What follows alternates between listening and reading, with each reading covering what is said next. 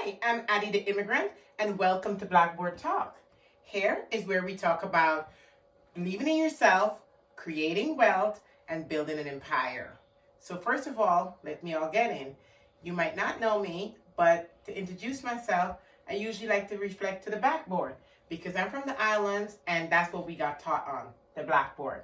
Now, this segment is going to definitely be talking about five tips again on becoming an Airbnb host or an STR. STR is short-term rental. Now, I'm going to get into those little tips that's going to help you to get into the business because everybody keep hearing Airbnb, they make a lot of money. Well, let me tell you a little bit about myself. I do real estate, I do life insurance, I do a little bit of investment, but at the end of the day, Airbnb is what gave me my start.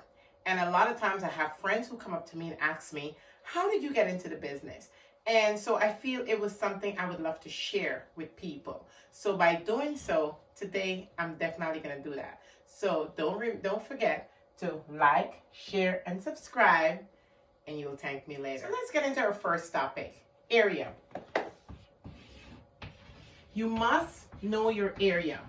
Now, if you're thinking about getting into the business, do your research. Think about it. Yo, I get an opportunity, this is where I'm going to do it in Brooklyn. But if I'm going to do it in Brooklyn, New York, what is there in Brooklyn, New York? Well, there's nets in Brooklyn. There's many different things in Brooklyn. And keep in mind, it's not far from Manhattan. What do people come and see? The Christmas tree lighting. So you want to know your area. For example, if you're in Atlanta, what you want to do. Because those areas, you could rent an apartment building and still do Airbnb. In New York, you can't rent an apartment building. So it's all about knowing your area, knowing your state rules before you get into the business.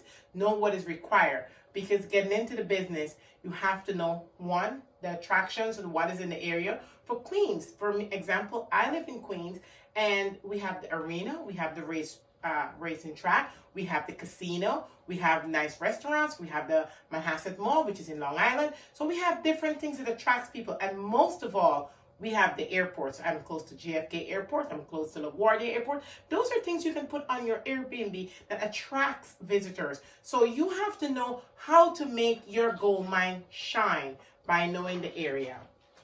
And our second topic now would be permission.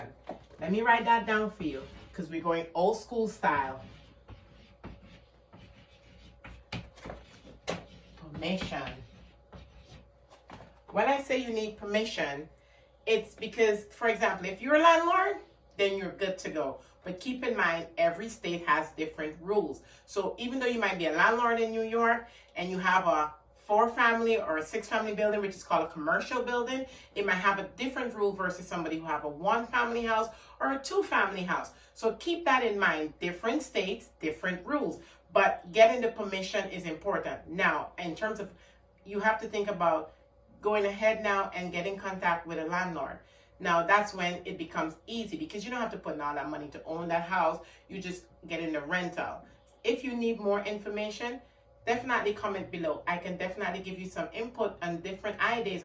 And as I was saying, it will need more of a sales pitch or a business proposal. If you need help, definitely put the comments below and I could definitely reach back to you and give you little tips and thoughts directly on how to deal with it. Depends on your area.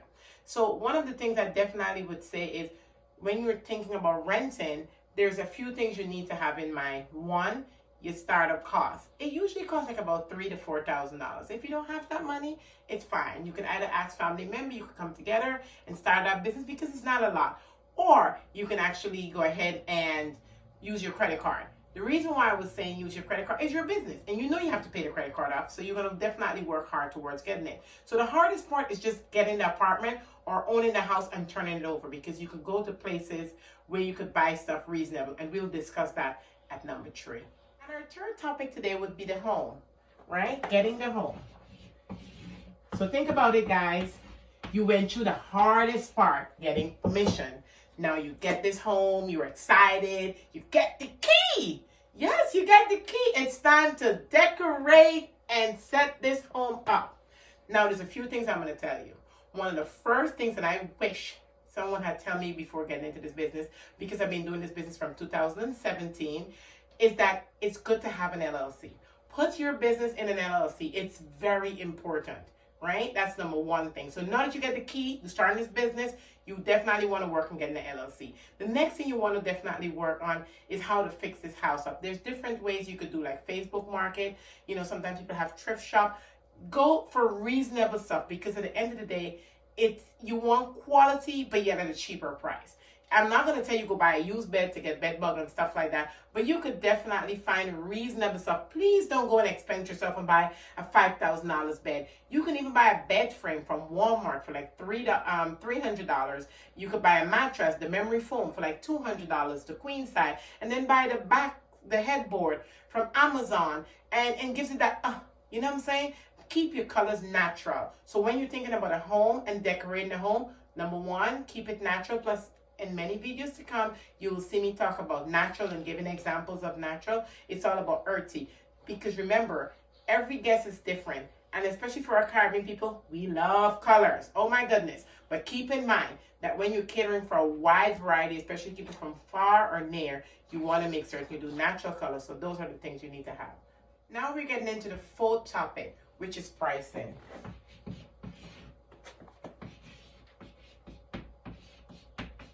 Pricing is very important, because you have to be able to do a budget. You have to get your overall costs. I would say an average like 3 months, because you never know who booked the first month. Sometimes it takes a little while. Sometimes it push off right away, because it depends on the area.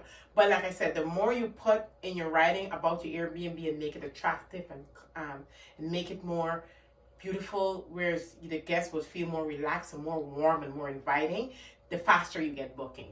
And keep in mind, you don't want to make it crazy high, because you're new, so you're competing, plus you're just getting into the business. You want to be able to get your host to two things: to super host status, where your Airbnb will keep showing up more faster than many other Airbnbs. You want it to stand out, and you want definitely the reviews to make a difference with your Airbnb. So keep in mind pricing. You could definitely know your area with the pricing, because sometimes you could definitely do price adjustments, and during the week you could do it cheaper. During the weekend you could attract the tourists, you know, different things you can do.